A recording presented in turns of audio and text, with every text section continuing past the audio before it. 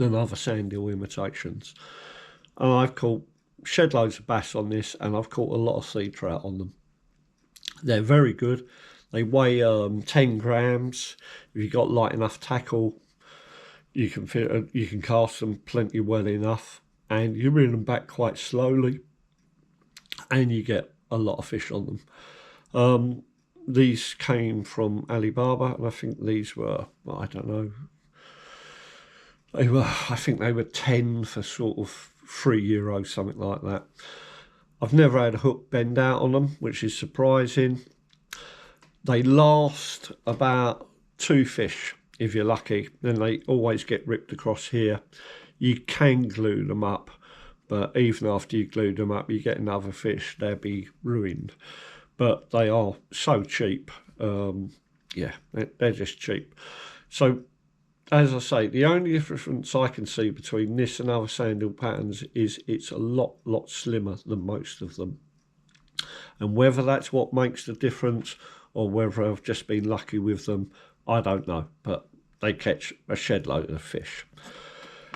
And my best bass lure, the FZ, little rubber lead-headed FZ, costs €1.20. I've caught hundreds of bass on these. My friend fishes the curly tail version, which I don't. He caught 171 bass last year just on this lure and 40 sea trout. And that's just in one season. I don't know what it is with them. They're just absolutely fantastic. Especially if you fish a place where there's a lot of sea trout, you often get sea trout follow the lure in.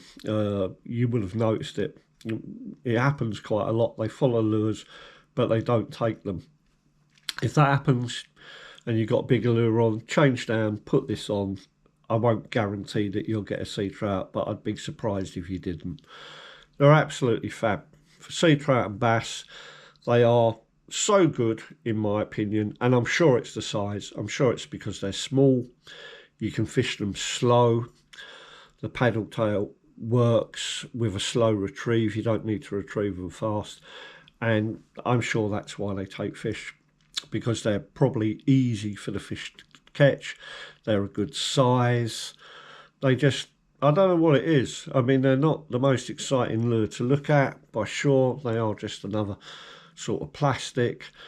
But I've just caught so many fish on them now. In fact, I've caught so many fish on them, they're generally the last thing I use now. I always turn up, try other lures first, and this will go on as a last resort rather than the first resort, because if anything's going to catch anything, this will, and it seldom lets you down. So there we go. That's the things I take when I go bass fishing and sea trout fishing. As I say, with the plugs, for example, to my mind, they're all much of a muchness. You can go and spend a shed load of money on a plug. You can spend like €25 on one. It ain't going to be any better than one that costs a £5. As long as it casts well and it moves all right, it will catch fish. As simple as that. Same with the surface lures. You know, you can catch fish on any old surface lure.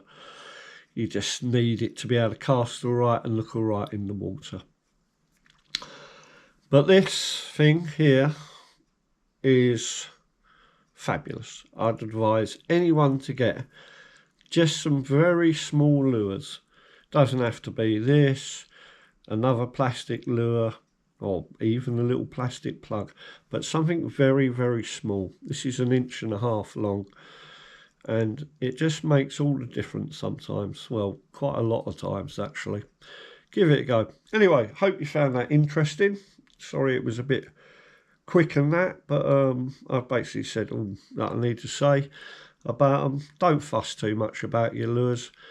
As long as they're the right size and the right lure for the water that you're fishing in, you know, you'll catch fish. Most important thing is find out where the fish are, and then they take most everything. Okay.